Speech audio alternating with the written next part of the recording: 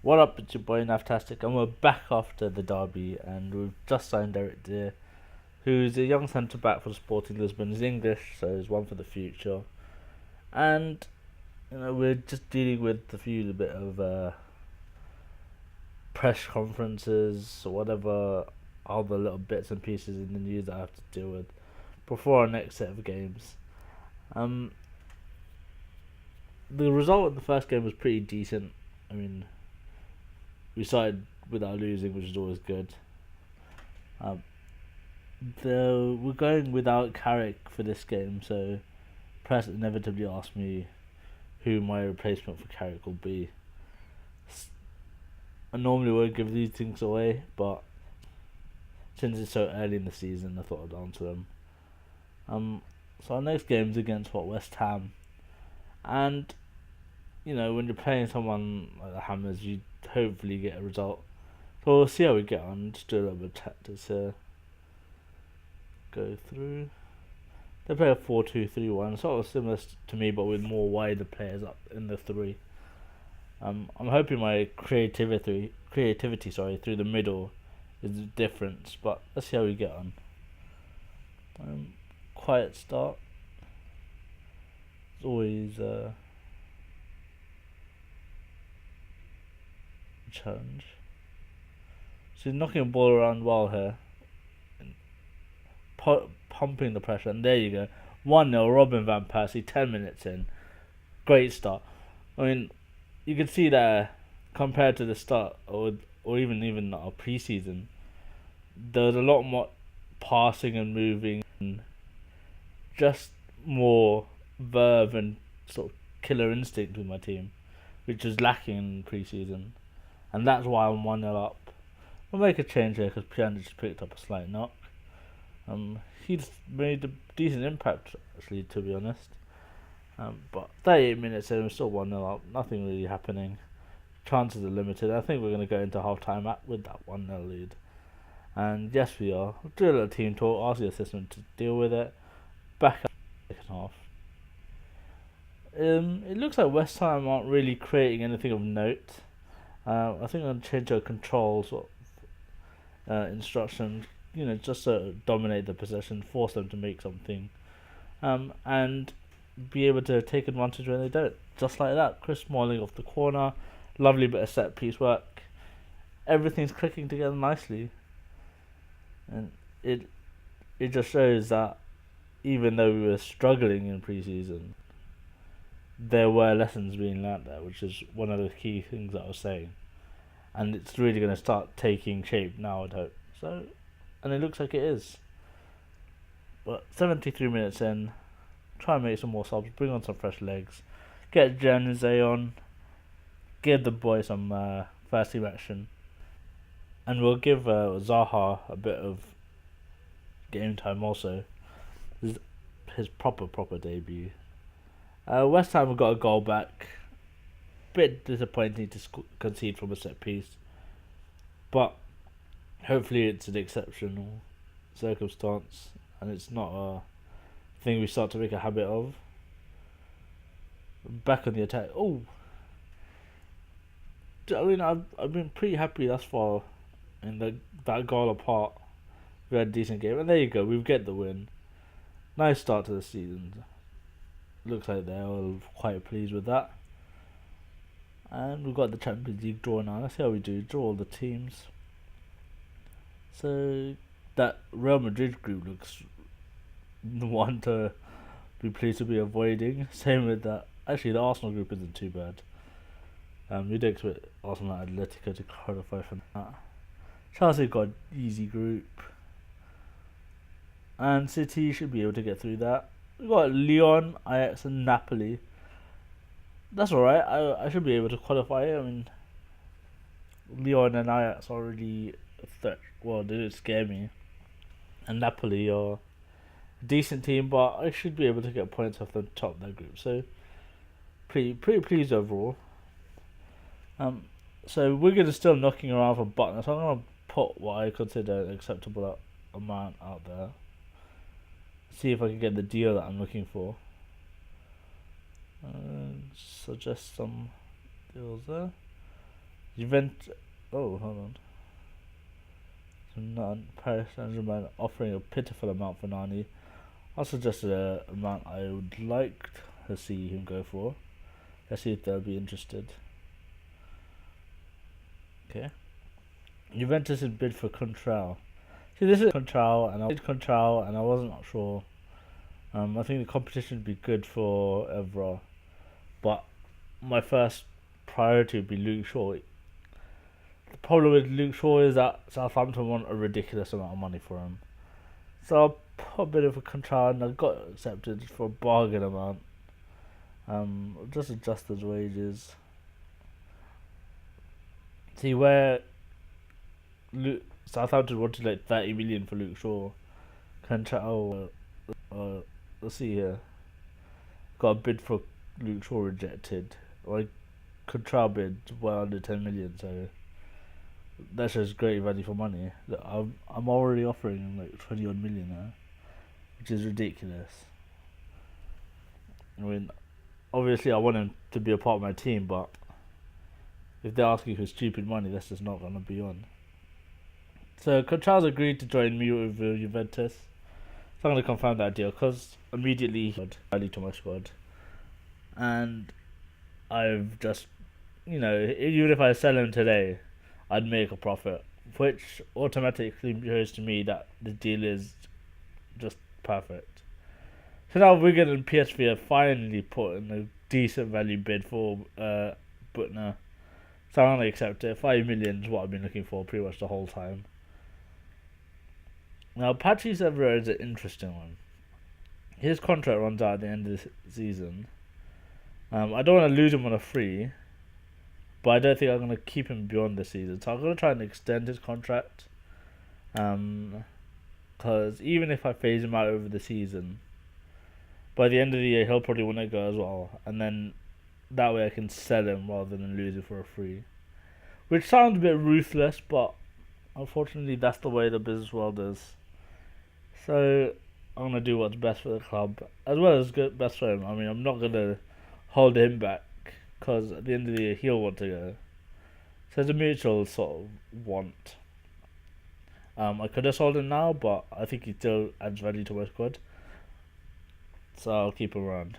Bruno's agreed a deal to join PSV, which is a good move for him. I think he'll do well there. In real life, I wouldn't obviously make that deal because I like him and I think he can add a bit of value, but if I was going to sell him, even in real life, I'd want him to go somewhere where he'd succeed, and he's definitely one of those places. Got another bit of press work to do ahead of the match. Tom Lawrence is going to go off on a loan deal. Yep, I definitely give on unsure because Southampton are trying to rob me. More loan deals for some of my young two players. Henry's still trying to fish for a deal for Raphael. I want to just tell him just get rid of his agent, but players are a bit sensitive, and then suggesting such a thing could just rile him up. So if it continues, I definitely would. Arsenal signed one of our flower players, Mohamed Biram Diouf. He didn't really get a fair shot at United. I mean, it's just striker's always been one of those places where we've been stacked, and he's been a decent little player. I think I'll do well at Marseille. But anyway, we've got Southampton now. Hopefully my bidding for Luke Shaw upsets them and he's just off his game, because he's a difference maker for them. But it looks like we're sort of knocking the ball around well, but they've broken out the play and gone on the counter. We defend with it quite well. So 12 minutes and we've not really conceded yet. But Southampton actually look pretty good. But here we go. On the attack, Rooney with the goal. Simple as that. Just vicious. Absolutely vicious. The aim now is to keep it going. We've got a penalty here. And there you go. 2-0. 25 minutes in. Bang bang. 2-0 up. Southampton are on their back foot now. And we're applying the pressure just when we need to. Another attack here. 3-0. Wayne Rooney. This is just going perfectly right now. couldn't ask for a better start. Southampton should be shell shocked, to be honest, and we've done everything we've needed to. I'm very pleased with the performance. That goes without saying. We'll do that onto the next second half, and I probably am expecting this one to be a bit more quiet, but I'd like to see more goals from us. Southampton will be pushing, so they're there for the taking. But so that's why I'm gonna go control, cause just for that reason, if I could control them, they'll just get frustrated and should be able to get more goals from it. But at the moment, we're giving away possession a bit too easy. Which not great to see. So I'm just gonna make some subs. We'll bring on Hernandez while I've got such a dominating lead. Good to give him some minutes just so he doesn't get upset, and hopefully gets a goal as well. Still quiet, nothing really happening as such. I think I'll probably bring on some more fresh legs. Take a go off, bring on Yannize. Yeah, I think I'll do that for now. Again, still a bit more quiet. This should waste some more time. Yep. So I'll take off Contrail. I'll bring on Balanta. Give him some first team minutes as well. For the same reason as Yannize. With a lead, there's no pressure on him. He can do what he needs to do. And he gets the exposure to, playing at home in front of the big crowd. I mean, he played for River, so I'm sure he knows how to handle that. It's no joke. Nice on the attack there. Oh, good little attack. We're very comfortable in this game now. 90th minute. Yeah, 3-0. Great result. So there's 2 games there we've just sort of controlled the proceedings, and we have looked superb so far, if I'm honest. And probably still not near our best, but still looking very dominating, which is exactly what I want to see. Because you don't want to start too fast, otherwise you could in the season you could fade off and then you're buggered. I'd rather start well but not perfectly and then sort of build up as the season goes on, which seems to be what we're doing. Antonio Conte spotted at Old Trafford. Oh, I wish him well. There's really a lot of interest for Tom Cleverley. I'm going to offer him out for 25 million. And so far offers have come in for, I think it's in the range of sort of 16, 17. Here, Bayern and Barcelona. This is what I talk about. I'm not sure. I know he's a good young player, but 25 million for Cleverley, I'd take it. And fair play to him, he can join Bayern or Barcelona. That's a good opportunity for him. Obviously, he'd probably be in a rotation. I hate that Barcelona don't have the funds available. Why even bid for him if you don't have the funds available? You're just wasting everyone's time. I guess they were hoping for, I don't know, board adjustment or something like that. But it's transfer deadline day. Why, you probably jeopardise a move that he had his heart set on. And now, I wasn't able to set him. It's no biggie because he definitely adds something to my squad. I'm not gonna say it's a sad thing that he didn't get sold, but for him, I'm sure it's a shame. The transfer deadline's passed. A couple of big moves are made. I think, look, if you see the big ones there, Danny Welbeck was one of the big moves, which that's not a surprise. I mean, well, it is a surprise because he's going to Dortmund, but I guess they're hedging themselves because they know that Lewandowski's going in December, so he's probably one that could fill that void for the future. Just doing a bit of squad registration, nothing too interesting, to be honest. I think the Pjanic deal for me was probably my best piece of business over the summer. But Contral is also great value for money. I know I've got 2 players there for an absolute steal. I'm delighted with that. I think you might have just seen it before. Ever signed a new deal as well.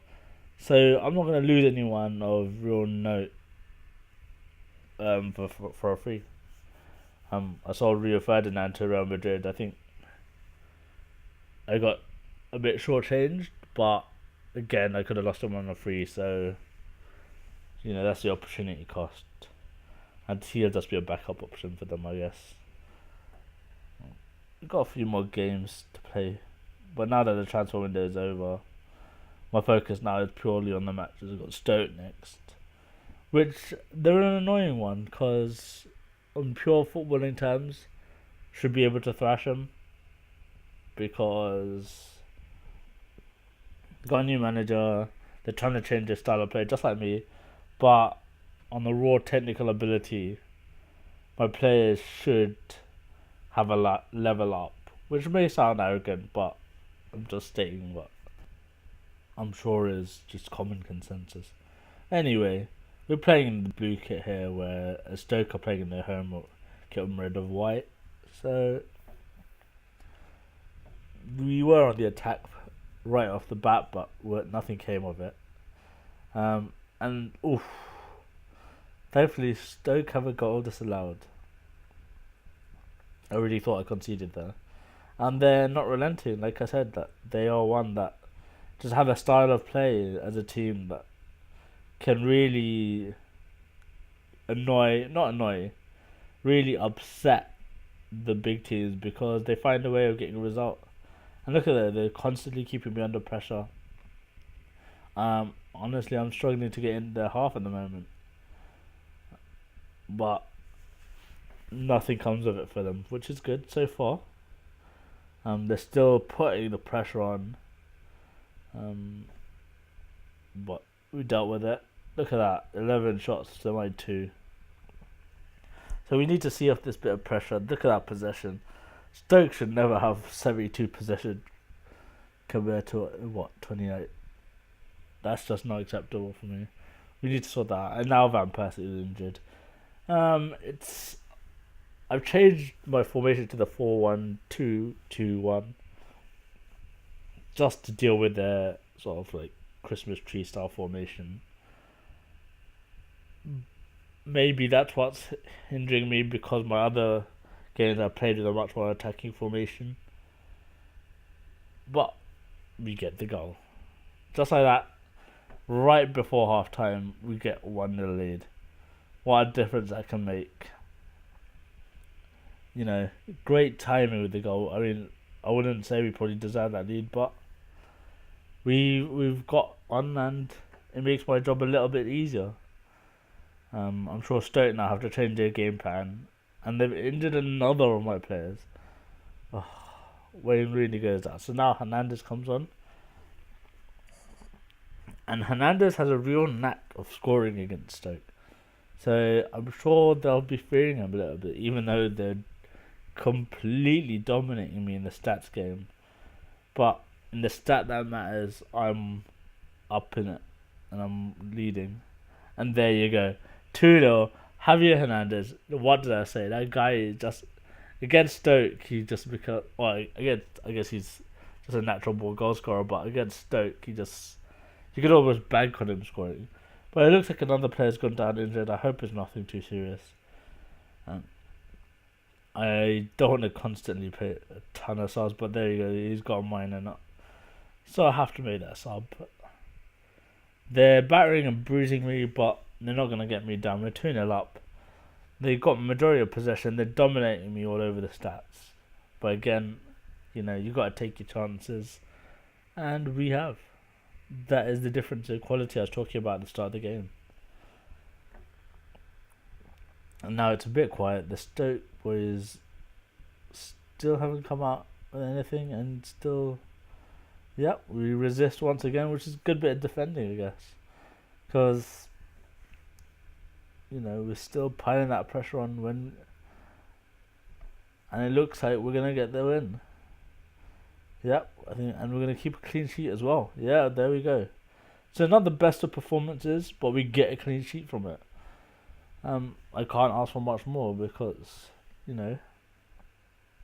sometimes you won't play to the highest level, but getting a result when you don't is just the sign of a great team.